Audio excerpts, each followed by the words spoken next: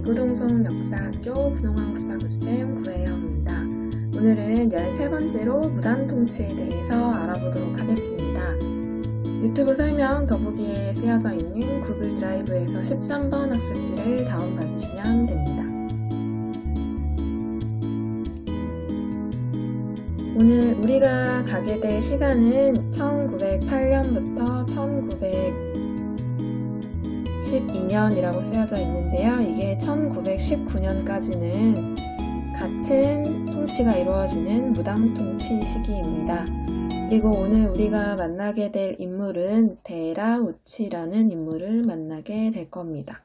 그리고 오늘 우리가 가게 될 공간은 조선 총독부라는 곳을 가게 될 거고, 현재 남아있지는 않지만 서울시 광화문 자리에 있었던 건물입니다. 2009 개정교육과정 역사 2 교과서에 천재 48, 지학사 48, 미래엔 46, 비상 52, 두산동화 44를 참고하시면 됩니다. 그러면 표 1번 먼저 보겠습니다. 표 1번은 일제강점기를 한눈에 정리하는 표인데요. 일단 일제강점기는 일본 제국주의가 강제로 점령한 기간을 5글자로 줄임말입니다. 일본이 19세기 중후반에 제국주의라는 사상을 받아들이면서 일본 제국이 되었고, 그 일본 제국한테 강제로 점령당한 게 식민지가 된 우리나라였습니다. 그래서 일본 제국주의가 점령한 기간은 35년이고요. 그 35년의 시작이 1910년입니다. 경술련이어서 경술련에 당한 나라의 치욕이라는 표현으로 경술국치라는 표현을 쓰기도 하고요. 한일병합조약이라는 것 때문에 한일병합이라는 표현을 쓰기도 합니다. 이 기간은 1945년 8월 15일 독립을 할 때까지 이어지고, 이 일제강점기는 크게 3시기로 구분이 됩니다. 첫 번째 시기가 여기 있는 1910년대 무단통치 시기이고요. 오늘 우리가 배울 시기입니다. 두 번째 시기는 1920년대 민족분열통치 시기이고요. 세 번째 시기는 1930년대 이후의 민족말살통치 시기입니다. 이 세 가지로 구분을 하는데, 넘어가게 되는 계기가 됐던 사건이 1번에서 2번으로 가게 되는 계기는 3.1운동이고요. 2번에서 3번으로 가게 되는 계기는 일본이 만주랑 중국을 침략하게 되는 전쟁을 일으켰기 때문에 3번으로 변화하게 됐었습니다. 다시 일제강점기는 크게 1, 2, 3 시기로 구분이 되는데, 첫 번째는 무단통치 시기, 두 번째는 민족분열통치 시기, 세 번째는 민족말살통치 시기라고 부릅니다. 그런데 이 시기가 변화하게 되는 계기는 첫 번째는 3.1운동이었고 두 번째는 만주사변과 중일전쟁이었다라는 뜻입니다. 그 다음에 여기 파란색으로 되어 있는 부분은 일본이 우리나라에서 특히 경제적으로 어떤 걸 빼앗아 갔는지를 표현해주는 단어들입니다. 1910년대 무단통치 시기에는 우리나라의 땅을 빼앗아 갔었습니다. 그냥 내놔라고 할 수 없으니까 이름은 거창해야 되잖아요. 그래서 토지조사 사업이라고 불렀고, 우리나라의 땅을 빼앗아간 사업입니다. 두 번째로 민족분열정책 시기에는 우리나라의 쌀을 빼앗아 갔는데요. 내놔라고 할 수 없으니까 또 거창한 이름을 붙입니다. 이게 산미증식계획이라고 불리고, 이 쌀 밑자예요. 쌀을 더 많이 생산하는 계획이라는 뜻입니다. 더 많이 생산해서 더 많이 빼앗아 갔다라는 뜻이고, 그게 여기 증가된 생산량, 빼앗아 간 양이라는 뜻이에요. 생산이 증가하긴 했지만 더 많이 빼앗아 갔기 때문에 우리나라 사람들은 더 힘들어졌다, 뭐 이런 이야기입니다. 세 번째 민족말살 정책 시기에는 무엇을 빼앗아 갔냐면, 병참기지화 정책, 국가총동원법, 이 단어에서 알 수 있듯이 다 빼앗아 갑니다. 여기서의 다라 함은 사람을 빼앗아 가서 병참, 군인으로 썼고요. 그 다음에 물건을 빼앗아 가서 전쟁에 필요한 총, 무기를 만드는 데 썼습니다. 그래서 어쨌든 빨간색은 어떤 통치를 했는지 세 시기로 구분을 했고요. 파란색은 각각의 시기에 어떤 것을 경제적으로 빼앗아 갔는지를 표현한 표입니다. 그 다음에 나머지 단어들은 각 시기를 상징하는 주요 키워드들인데요. 니은의 정답은 조선 총독부입니다. 1905년 을사조약을 맺으면서 조선 통감부를 설치했었고 일대 통감으로 히로부미가 왔었죠. 근데 이게 우리나라의 국권을 완전히 빼앗은 다음에는 총독부로 바꾸어서 이제 총독이 와서 우리나라 식민지를 지배하게 됩니다.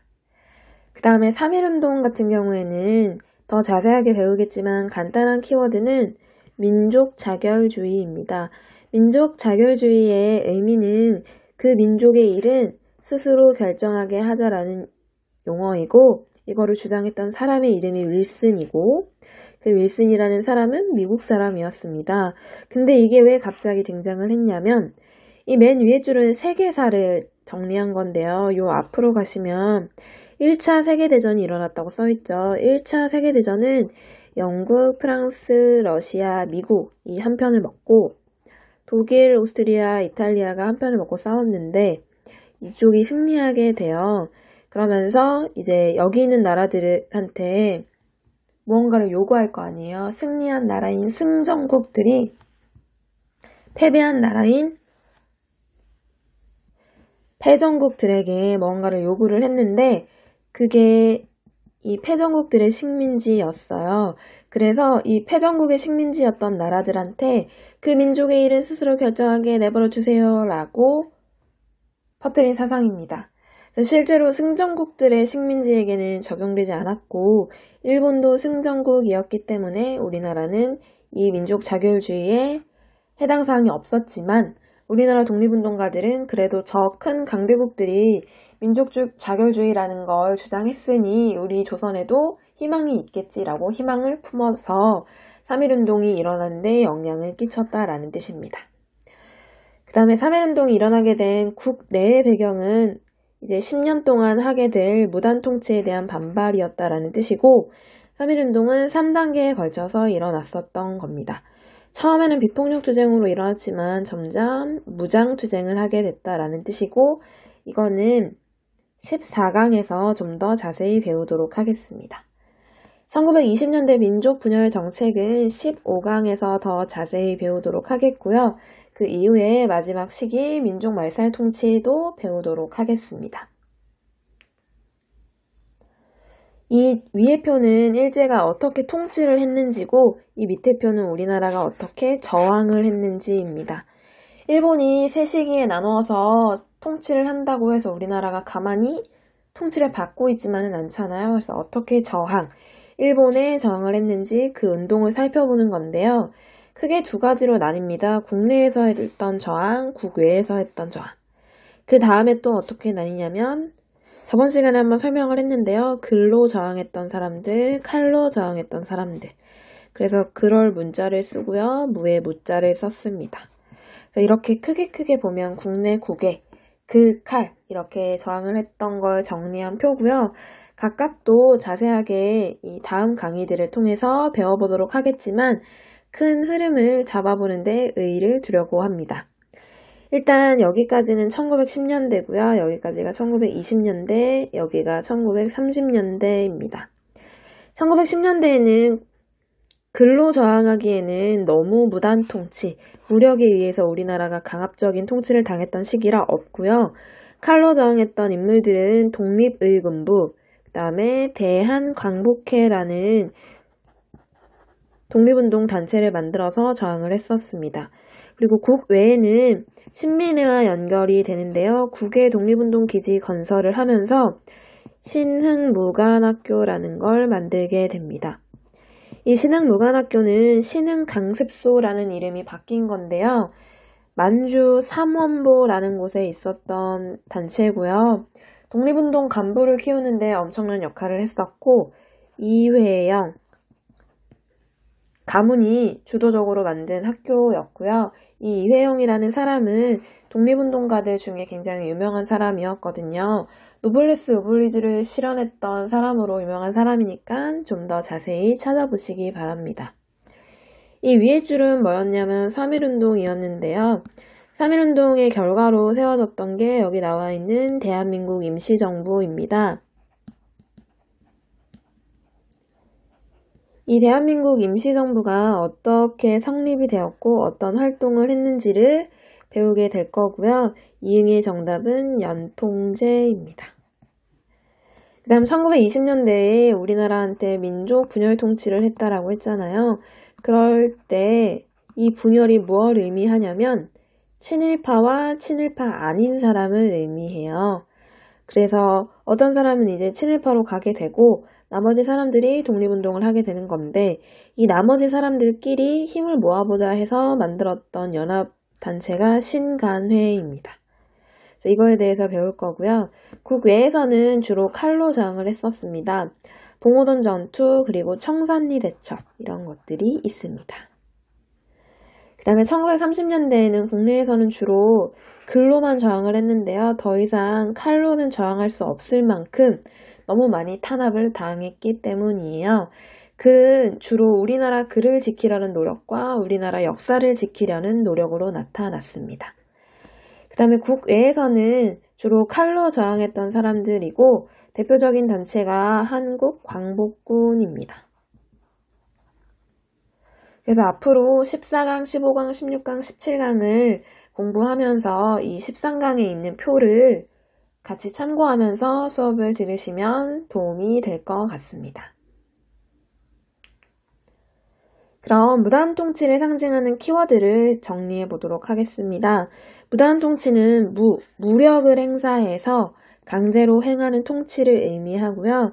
1910년에 우리나라의 국권이 빼앗겼을 때부터 1919년 3.1운동이 일어나기 전까지의 통치를 무단통치라고 합니다. 그 다음 이때는 어떤 나쁜 일을 했냐면 조선태형령이라는 법령을 이제 발의해서 1912년부터 1920년 3월까지 집행했는데요. 이런 내용들이 있습니다. 예를 들면 조선인에게만 적용한다. 태형은 엉덩이를 태로 때리는 거예요. 그래서 지나가다가 너는 풍속을 문란하게 하니까 너 태형 10대. 지나가다가 이렇게 나시만 입고 있으면 넌 제대로 옷을 입지 않았으니까 태 몇 대. 이런 식으로 우리 민족을 사소한 것들까지도 단속하고 탄압하기 위해서 만들었던 법령입니다. 그 다음에 우리나라의 땅을 뺏어가기 위해서 실시했던 사업이 토지조사 사업이고 1912년에 시작해서 18년에 마무리를 했습니다.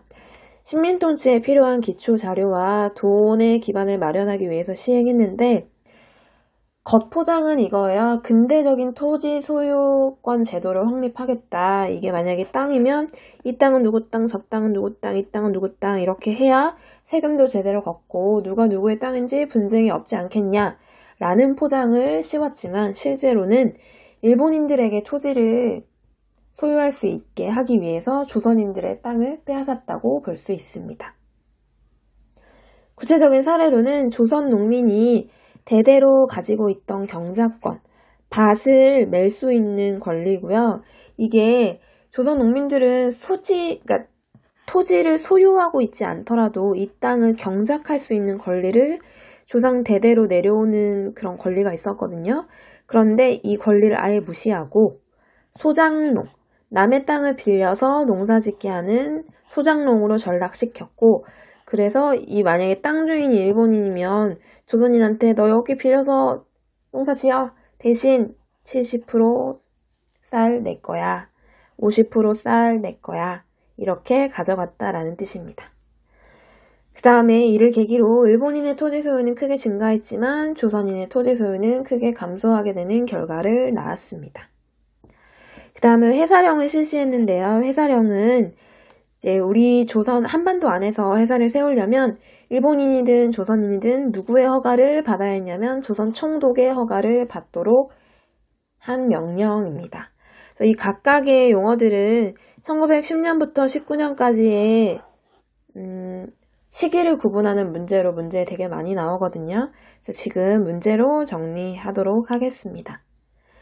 2019 수능 한국사 19번 문제입니다. 다음 법령이 시행된 시기에 볼 수 있는 모습으로 가장 적절한 것은 제1조 회사의 성립은 조선 청독의 허가를 받아야 된다.